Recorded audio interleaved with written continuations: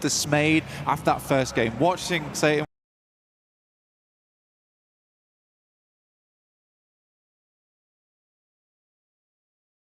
but for them to come out with this kind of maneuver in Game 3, love it. I really do love it. And if it pays off, that will give them some great confidence into the future.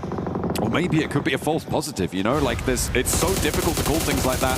Aurora suffering heavily. They are still 3 players alive, and all 3 are in the zone, but they're under a lot of pressure. This is Lapar actually doing the damage over towards Popsiol.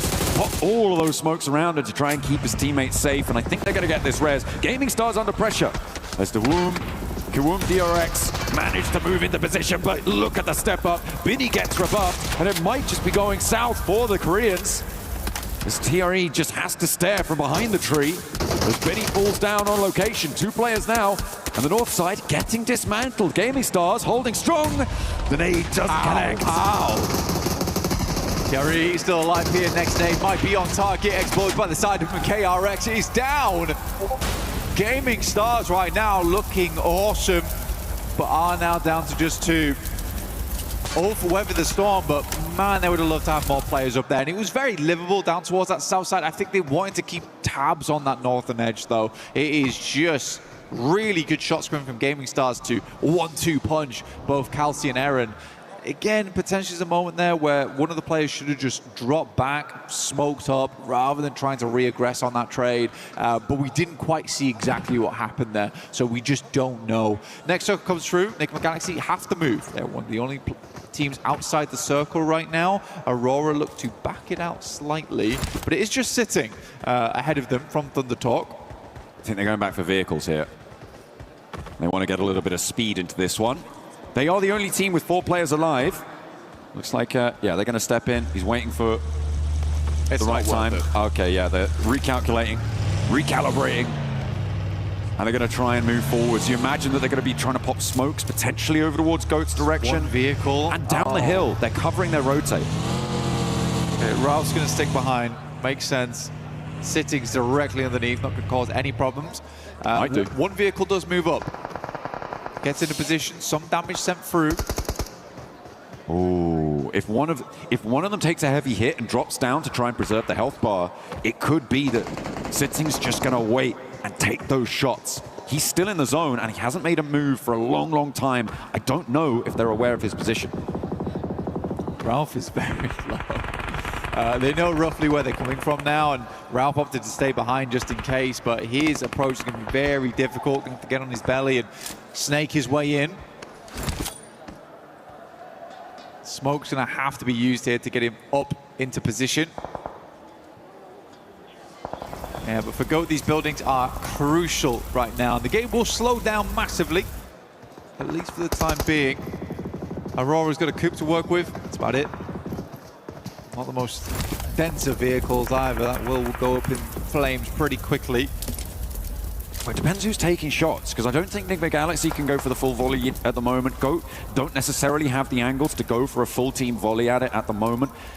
It depends on where they're trying to go for Aurora, but I feel like they've got a little bit of time, maybe about 5 seconds of runway to play with before it will just go down. And 5 seconds is enough to do quite a lot. Quick sweep round. Get a little bit of information, see where those shots do come from. They have the sightlines slightly covered up from Goat here, but as they move further down the road, it becomes not so much. And they almost have to play in alongside with Goat because Goat is so secure in this location on the southeast. Enigma Galaxy knows that too. They're waiting for the next circle to pop, which is taking its sweet time. There's the MG3 job. Yeah, it was. Yeah, I spotted that one earlier in the Elim feed. I forgot to bring it up, but they did manage to pick that one up, I imagine, very early from the loot truck in Pachinki. And they've been marshalling it ever since in the hands of Satan. Nades on in. Trying to find the player, sneaking his way through. Not quite connecting this time. Gaming Stars, the team to draw our current table toppers to a close. Q1 DRX did fall to them. They couldn't quite push through on the north side. They know there's another team here because they didn't fully finish out Ulf there, so they know the rest of the squad must be further down. Oh, you must be joking me. it drops over towards Enigma Galaxy on that southeast side, but for Thunder Talk, 3 points. 3 points. Absolutely. They should be able to survive probably up into a third place after this. Aurora still taking so much trouble from Lepar. I think with this circle, though, for Aurora, what are your choices here? Is it just go for go? I mean, you could probably try and rock up over towards where Ulf is playing on this north side. It's a hell of a dash for yourself, but if you can try and get yourself in and amongst the rocky outcrops, is probably the best way to go, because if you try and crash Enigma Galaxy, you get shot at by Go, and Go is going to be a hard crash and a half. Well, they're going to go for it, but 2 players go down instantly. Yeah. I mean, yeah, no good option there for Aurora. But pubg going to be pretty happy with 8 teams still alive. It's only a single placement point that they would find, so they may just be able to maintain their spot at the top. It really doesn't feel like there's 8 teams alive in this circle, Blank, but there's so many stragglers and only 1 team with 4. Of course, Enigma Galaxy, with their mad dash earlier, able to do a lot of work from this cliff top. The 4 teams they found. Reefus is crawling forwards. The bar finally goes down. That allows Reefus a lot more latitude for movement. Yeah, it does, but also Ulf now is giving away their position. Rough idea of where they are. Good shot again. I mean, Ulf's spotting him. Ulf is spotting him. I said he could see a marble from a mountaintop, but just as easily finds the marble in the grass as well. Now looking down over towards them. Reefus is the last to fall, and from 8 to Ego down to 4. Very, very quick. And remember, there is still that solo, so it's pretty much 3. Thunder Talk leaving their lone wreck down on the bottom of the cliffs. Shotgun in hand, cowering underneath the rocks. Yeah, I like how I gave a little bit of love over towards Force, and he's been offed, barely off in this game.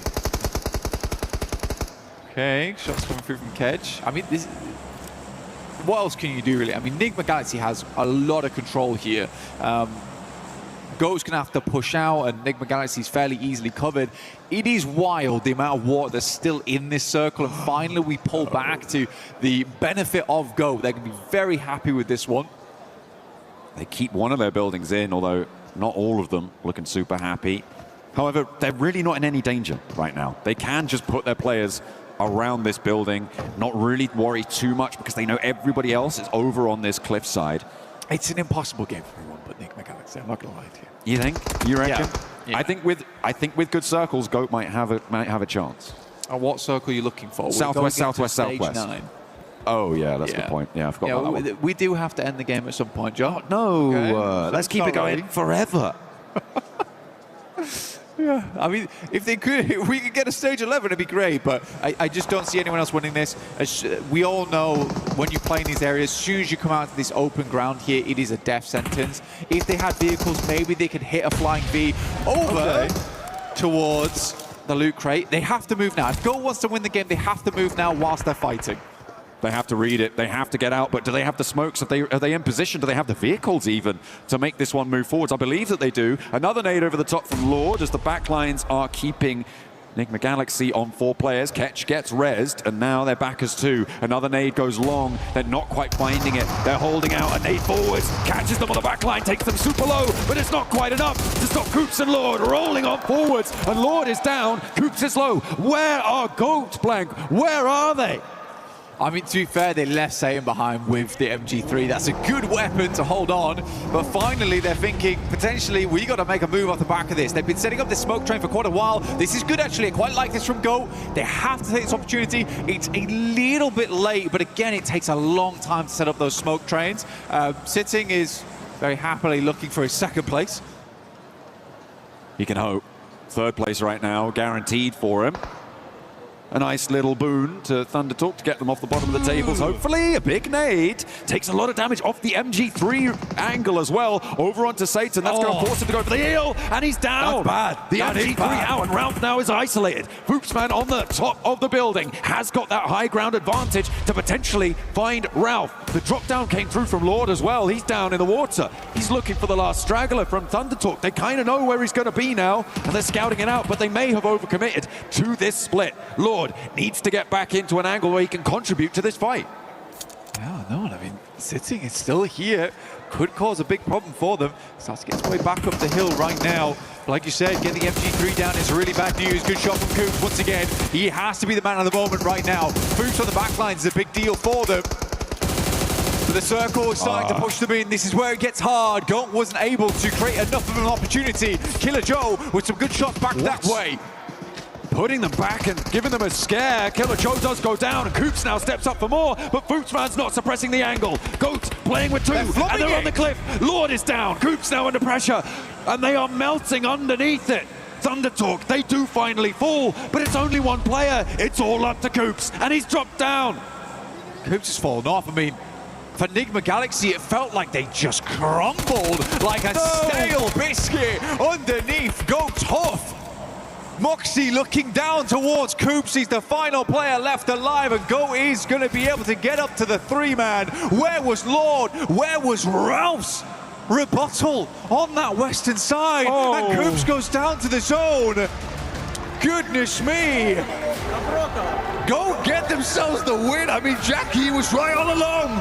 Moxie hits them with the Riz here in Paris. They are able to find the chicken dinner of what seemed to be an impossible scenario. I feel like Enigma Galaxy just got in their own head. Yeah, I feel like pushing Ulf wasn't a necessity though. I feel like the biggest threat came from GOAT that game. That's where you should have been looking. That's where you should have been watching. As soon as you start seeing the smoke train being unleashed, be like, guys, you've got to come back. There's no reason to push that far out. Those players are going to come out into the open eventually. GOAT will see them first. They'll likely take shots, and we can always just smoke off our angles versus them. We don't need these two eliminations, but we do not want to lose the chicken dinner. That's what matters more. Really unfortunate, really unfortunate. But that western side between Satan and Ralph, there wasn't a lot of pushback over towards those players. No. I mean, I'm also slightly intrigued as to the reasoning for Lord's drop down there and towards the end as well, because I mean, you have, unless he just lost his footing, right? This is after that had all happened and he climbed back up, but it felt like he needed to be on that cliffside in order to help with those off angles, to stop GOAT running through, because they were moving tree to tree completely out in the open. Yeah. Coops had complete broadside, and they were able to find one. Again, we can't take away from the fact that it was a pretty incredible rotation from Enigma Galaxy early on the game. Yeah. I was very excited to see them win that. I'm glad that GOAT took the opportunity when they did, because again, that's what we were talking about during the game, is that during that push up there, GOAT's got to do something. We pan back, they're setting up the smoke train, really nice stuff, and then they pull the trigger on it. Foopsman plays off the back of the building top. Lovely stuff, really, really good stuff. Anyway, Enigma Galaxy get themselves second place, but it's GOAT who takes it all. Let's head back over to 7. Welcome back, ladies and gentlemen, to PMWC at EWC 26. My name is 7WG, and I'm joined by none other than one of the GOATs. The GOATs of PUBG Mobile Esports, Scout. Scout, how are you enjoying Paris so far? It's lovely, to be honest. I think it's my second time here, and I'm pretty much loving it. Again, watching PUBG Mobile Esports at international stage, nothing gets better than this. Does this make you want to come back? Because I know you're currently wanting to, right? Yeah, 100%. Would love to be back on the stage, competing.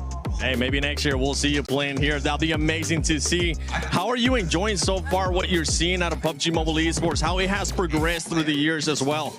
I think the new players are pretty skilled, and they have pushed the skill ceiling so high that we, being the veterans, we need to catch up with them, honestly. But yeah, we did it back in the days, we can do it again. How about any words of encouragement for the Indian players here? I think it's a long cut-off from the international circuit from a long period of time. So I guess, yeah, they will get back. I think OG is the only team that has come second time in the international circuit. So it's a good experience for them. And I think, looking at the team right now, they're taking fights, looking pretty confident. So yeah, hope for a positive result out there. I'm going to put you on the spot real quick. Who is the GOAT of PUBG Mobile Esports? Come on, I think everyone would agree with me. That's Paraboy. There's no second thought. All right. Let us know on the social media using the hashtag EWC and hashtag PUBG Mobile what you guys think, because I would have to agree with you as well. And you're one of my GOATs, brother. I'm so glad I had to do this with you. Any words that you got for your fans? I'm glad you guys supported me all through my journey, and thank you so much for showing me so much love and support. And we'll be back on the international circuit for sure. Shukriya, bye. Shukriya. Back to y'all.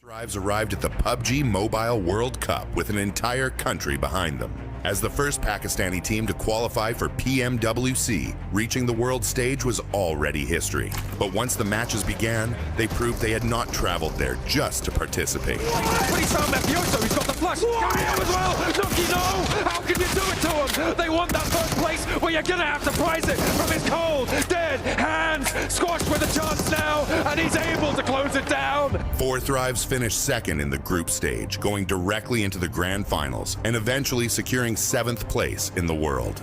Last year, PMWC taught us to be more aggressive and more consistent to win this championship. Their journey began at the PMGO Season 1 South Asia Finals, where they handled the pressure of playing at home and claimed the regional championship. Now sending shots around the corner, so much damage done, and it's ended. 4 Thrives get themselves a chicken dinner and secure an unbelievably good position. That victory sent them to Jakarta for the PMGO Season 1 main event, where they would face teams from across the world. And on the opening day of the grand finals, 4 Thrives took complete control. Possible, but IQ's down, and T24 with a 1 versus 1. Weapon swap with the shotgun around his teammate. He finds it! He gets it done, and 4 Thrives! After 6 matches, they had collected 3 wins and 82 points, building a commanding lead at the top of the leaderboard. After the 3 chickens on PMGO finals day 1, our confidence boosted a lot. Like, we didn't felt any pressure and we knew we are going to win because we had a big lead. The second day brought a different challenge. Every team in the lobby was chasing them, and every mistake could reopen the championship race.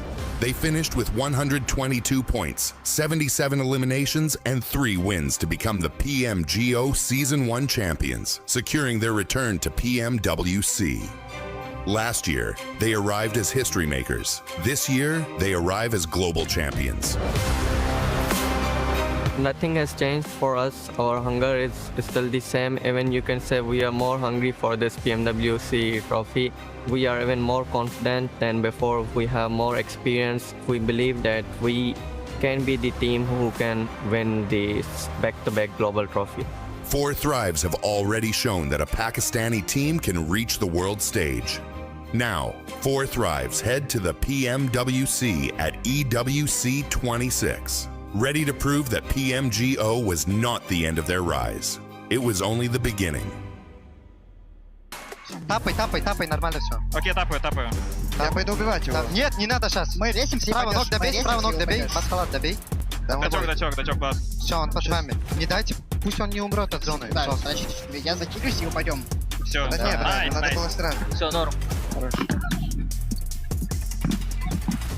Да, просто все. Тапай. GOAT team coming out with the win on that one. Even earlier on, Foopsman was able to stop Aurora from making a push towards them. It was so nice to see.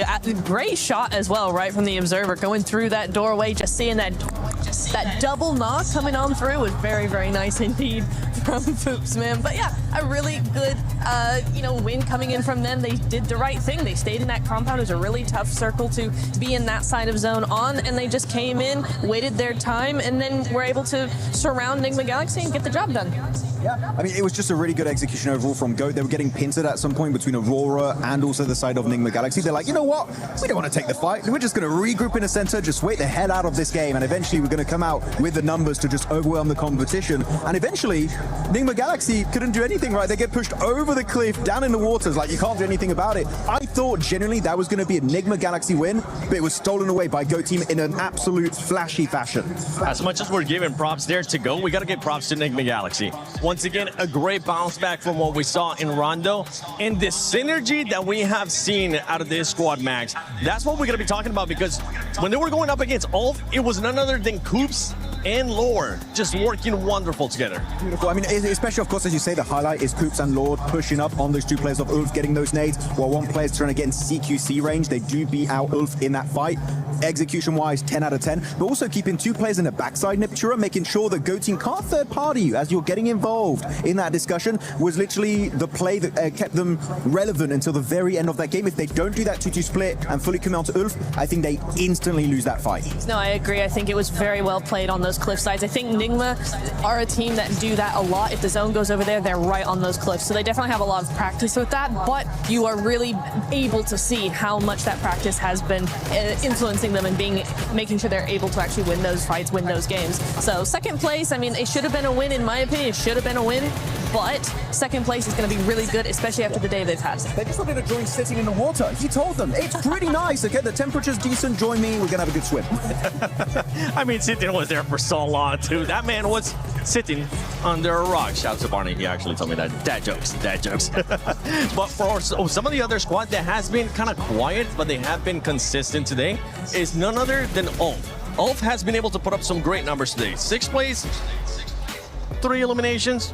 You might think that's actually not that great, 7. But slow down. Let me actually finish what I was going to talk about Ulf, because they ended up with a 3rd place, 7 eliminations, 4th place, 5 eliminations. So not a super pop-off performance out of this squad, but they are putting up the numbers and they are being consistent. That's exactly what we want to see from the group stage. You don't want to see a team go all out in day one, then you're going to have nothing left for the finals. A lot of teams do this. Aurora do this. For Thrives do this. We need to see teams stagger what they're doing, get that strategy, bit by bit, day by day, add a little bit more as the competition gets more fierce. But for group stage, this is exactly what we want to see, just a few consistent points. I'm a little bit annoyed at Ulf usually at the start of tournaments, especially during PMG Season 1. They play so split, they lose players every once in a while. They kind of did it this game, right, Niptura, with enough Fangwolf gaming stars behind them coming in outside of Lipovka. I feel like if they don't lose those 2 players, maybe we'd be looking at an Ulf win here, but they are a slow starting team, so the fact that they still get decent points here, actually, 7, at this early on in the tournament, literally day 1 of PMWC, I'm not that annoyed, and I feel like they're still going to keep improving day after day going into this event. That's the scary part with the team of Ulf, because we know that they can usually end up showing up when we go to the final day of group stages, and especially if they make it through, whether it's survival or where they're straight to the finals, depending on where they end up here in Group A. Another team that has been able to be consistent and is currently in 2nd place is none other than Aurora. Aurora has been able to put up those numbers, Max. It's a team that it's usually a bit of hit and miss, right? For that squad, we can either see a pop-up performance and just absolutely destroying the lobby, or just at the bottom. Right now, we're seeing a different Aurora that we actually haven't seen before. It's working out. It's not the confident Aurora that's got like 4 players just steamrolling the entire lobby. So you know what? People are going to say I keep hating on Aurora, and I like the players, right? But fairly so sometimes. She's just posing on me. Side here, SMH. Yeah, I think that they can do a lot more going into these games. I feel like they are able to capitalize on positions because teams do slight mistakes, or maybe not as aggressive as they should be. I have yet to see the Aurora that I know can win championships, but it's still day 1, so there's still a lot of room to make it happen. But Aurora have so much more to offer. They're currently putting up good numbers in regards to eliminations too, even though it's not a pop-off performance. 5 elims, nothing to be mad about. I mean, exactly. This is what I was saying earlier as well. This is the kind of thing you want to see. Personally, I want to see from a day 1 Group A, something like that, right? That's what I want to see, is a team going, we just want to put 5, 6, 7 consistent points per game. That's all you need for group stage. You've got a very small threshold to get going in, so that's exactly what I want to see from them. That's what I want to see out of them as well. One team that I want to see them step it up here on the second half is going to be none other than Fortrice. They have slowed down since the first match. A big slowdown for that squad. They do have the best loyal gamers, or as I like to call them, the PLG squad. So we would like to see them being able to step it up. But I know Kalaris has been running around and getting some interviews with the coaches. Hi, Kalaris here on day number 1 for halftime. I'm with Feitan here from GK, who got themselves that win on game number 1. So first and foremost, let's talk about game number 1 and how you guys looked at the game, what your threats were. I thought you were looking fantastic on that high ground in the north. What's it from your perspective? Yeah, so for the first game, literally like we changed the way how we play Rondo since like the last 2 tournaments, and we wanted like to try something new rather like than go and take some kills, then recall and play like the other team. So we wanted like to play more for the positioning and control like a good position, and this is what we did, and at the end we got the result that we want. Were you concerned about Fortrice at all from the west side? Because they could have maybe tried to go north, but they decided not to in the end. Were you concerned? Yes, but I was listening to the communication of the team, and I understand that the team was calculating the risk and the priority every time, so they keep switching like the split, depend the risk. So whenever like we see that 40 are trying like to be aggressive on us, we change to 1-3, and whenever we see that they are going back, we go to Original side. I love it. Awesome insight, awesome insight. So 3 games down so far here today. What's your overall outlook for how it's gone here for GK? For us, as I told you before, like we have like different play styles. So in the second game, if you notice, we changed our play style since like the first game in Rondo, because in Rondo we tried more to control in the edge on something, and in the second game we did some mistakes that we need like to improve for the first for the next like 3 games. And I think like now we understand how we need like to play the last 3 games, because the idea of the meta of the lobby is more like clear for us right now. Thank you very much, Feitan, for joining me here. Good luck in the next 3 games. And here we go. The first 3 matches of the group of death are now in the books. Now to reach that second half. I'm Hot Jukes, and next to me I got my man Jackie. Hey, big shout out to, of course, John and Blank leading the charge there in the first 3 matches. But you know what? It's our turn to take over the bike. Yeah, they've let us in. We've got upstairs. We've got in position. We got the overlook of the stage, the exciting arena, the plays that have been made already to get us hyped up, Jukes. And honestly, I think the best is yet to come for day 1. Let's get it going. We are here in Paris, France. I love to say that the love is in the air. Oh, yeah. But while we were walking backstage, I didn't feel very much love. I'll tell you that right now, because these guys are intense. I can hear the players talking to the coaches, figuring out what did we do wrong? How are we going to correct it? They got to start making those corrections right here, right now, as we get into the final air gale of the day. Yeah, man, it's going to be intense out there, Jukes, and you're absolutely spot on. It feels like you could cut the tension with a knife as we navigated over to the casting overlook, kind of the perch that we're set up on, and it's a good spot to be. We'll give you the lay of the land of the competition as things go.